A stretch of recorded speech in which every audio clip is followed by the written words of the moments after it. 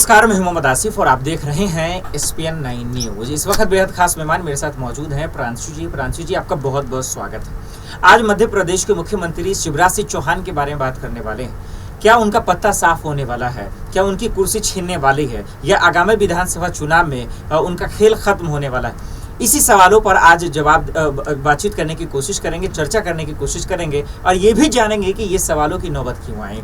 Pranshu ma'am, यहीं से शुरुआत करते हैं और पहला सवाल यहीं से लेते हैं कि ज्योतिरादित्य सिंधिया का दिन ब दिन कद बढ़ता जा रहा है। कैलाश विजयवर्गीय से उनकी नजदीकियां बढ़ती जा रही हैं, खूब उनकी तारीफ हो रही है, लुभो-लुहान किया जा रहा है। क्या इस वजह इसकी शुरुआत तब हुई है जब संसदीय बोर्ड से, आप बाखूबी इस चीज को जानती हैं, नितिन गडकरी साहब और शिवराज सिंह चौहान को हटा दिया गया, तब से ये सब चीज हो रही है। क्या अगर खुलकर कहा जाए, या मैं आपसे पहला सवाल यही पूछ लूं कि मध्य प्रदेश के मुख्यमंत्री शिवराज सिंह चौहान का पत्ता धीरे धीरे साफ हो रहा है, क्या इसी का इशारा एक देखने को मिल रहा है? कैसे देख रहे हैं आप?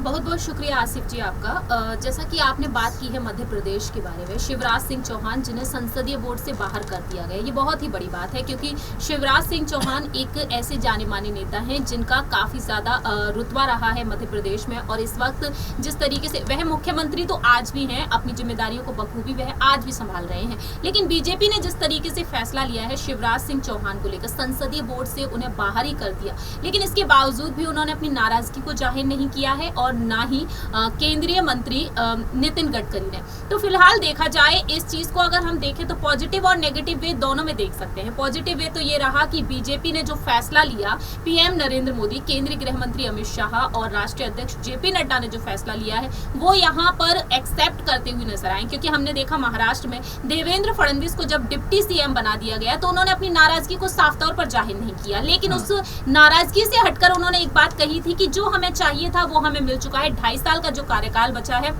अब यहाँ पर जो सरकार बनी है उनके समर्थन से ये काफी अच्छा रहा, लेकिन उन्होंने नाराजगी को बिल्कुल भी जाहिर नहीं किया था। लेकिन उसका फल हमें बाद में देखने को मिला कि जब संसदीय बोर्ड से नितिन गडकरी को तो बाहर कर दिया गया, लेकिन अब बीजेपी युवाओं को यहाँ पर मौका देती हुई नजर आ रही है। तो देवेंद्र फडणवीस को इसमें लिया गया, देवेंद्र फडणवीस को सब्र का फल मिल गया। बड़े से बड़े विभाग आज उन्हें दे दिए गए हैं, भले ही वह डिप्टी सीएम है, एकनाथ शिंदे से ज्यादा विभाग उनके पास नजर आ रहे हैं। तो ऐसे में अगर उसकी तुलना यहाँ पर भी की जाए आसिफ जी, तो यहाँ पर भी हम ये भी देख सकते हैं क्योंकि ज्योतिरादित्य सिंधिया, जिन्हें कहीं ना कहीं उम्मीद ये रही कि कांग्रेस पार्टी का दामन अगर वह छोड़ देते हैं तो कांग्रेस से वह बीजेपी में आ गए। जब वह बीजेपी में आए तो यहाँ पर हमने देखा कि एक उड्डयन मंत्री के तौर पर आज वह जाने जाते हैं। तो फिलहाल देखा जाए ज्योतिरादित्य सिंधिया को हम मध्य प्रदेश की राजनीति में हम आगे चलकर किसी और शानदार पद पर भी देख सकते हैं, क्योंकि ज्योतिरादित्य सिंधिया भी एक ऐसे नेता है जो हर एक चीज में आगे बढ़ते हुए नजर आते हैं। चाहे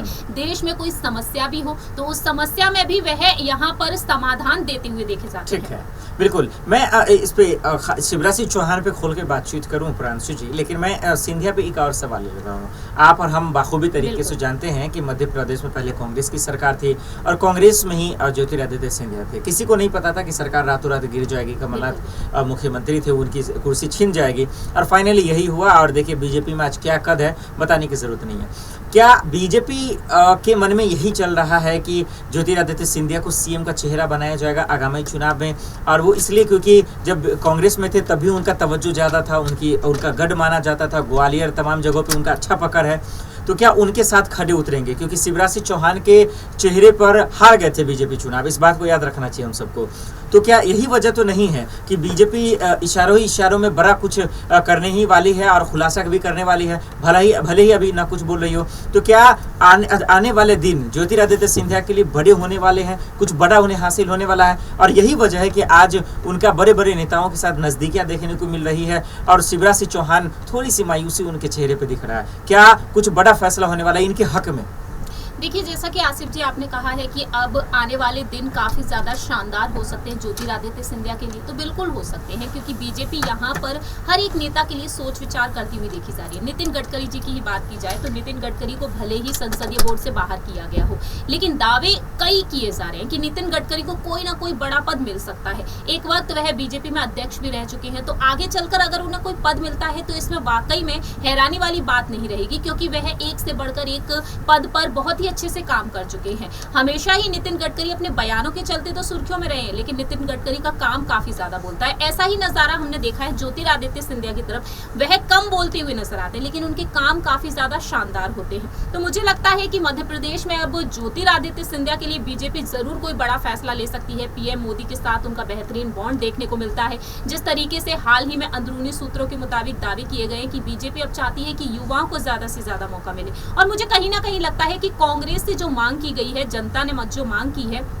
कि कांग्रेस पार्टी में अब युवाओं को मौका देना चाहिए, जिससे कि कांग्रेस की डूबती हुई नैया को बचाया जा सके। लेकिन मुझे लगता है कि कांग्रेस उन चीजों पर ध्यान नहीं दे रही, लेकिन बीजेपी जरूर ध्यान दे रही है, क्योंकि दावा ये किया गया है जो उम्र के बढ़ते हुए पड़ाव पर है उन्हें मार्गदर्शक मंडल में डाला जाएगा और युवाओं की यहाँ पर एंट्री होगी, उनको कोई ना कोई पद दिए जाएंगे। तो मुझे लगता है डेफिनेटली ये लगता है कि आने वाले दिनों में ज्योतिरादित्य सिंधिया को कोई बड़ा पद जरूर दिया जा सकता है मध्य प्रदेश में, और शायद वह अपनी जिम्मेदारियों को बखूबी और भी ज्यादा अच्छे से संभालते हुए देखे जाएंगे। ये एक बड़ी बात आपने कही है।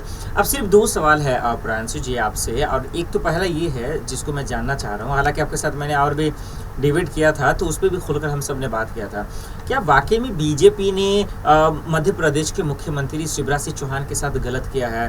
क्या एक धोखे को लेकर सवाल उठ रहा है, क्या वो भी धोखा हुआ है क्योंकि संसदीय बोर्ड से उन्हें हटा दिया गया है? क्या उन्हें हटाने से देखिए बीजेपी को फायदा या नुकसान होगा, मैं ये नहीं पूछ रहा हूँ। क्या यही इशारा कर रहे हैं कि अब दिन ब दिन शिवराज सिंह चौहान का पत्ता साफ होते जा रहा है? क्या यही चीज़ नितिन गडकरी साहब के साथ भी है क्योंकि उनको भी हटा दिया गया? क्या वाकई में उनके साथ नाइंसाफी हुई है दोनों नेताओं के साथ? कैसे देख रही हैं आप? दोनों मंत्री हैं, इस बात को ध्यान रखिएगा। देखिए जिस तरीके से आपने बताया, मैं वही चीज एक बार फिर से दोहराना चाहूंगी कि जो अंदरूनी सूत्रों के मुताबिक जो खबर सामने आई थी उसमें शिवराज सिंह चौहान का नाम तो नहीं था, लेकिन उसमें नितिन गडकरी जी का नाम जरूर था। मार्गदर्शक मंडल में राजनाथ सिंह, निर्मला सीतारमण और नितिन गडकरी जी का नाम सामने आया था कि इन्हें आगे चलकर बड़ी जिम्मेदारी दी जाएगी, इस मंडल में इन्हें डाला जा सकता है, उम्र के बढ़ते हुए पड़ाव पर है। तो ऐसे में देखा जाए शिवराज सिंह चौहान को लेकर तो फिलहाल कोई दावा नहीं किया गया है, लेकिन मुझे लगता है कि पूरी तरीके से पत्ता तो साफ नहीं होने वाला है। लेकिन बीजेपी जरूर शिवराज सिंह चौहान और नितिन गडकरी को कोई ना कोई आगे चलकर बड़ी जिम्मेदारी जरूर दे सकती है, ऐसा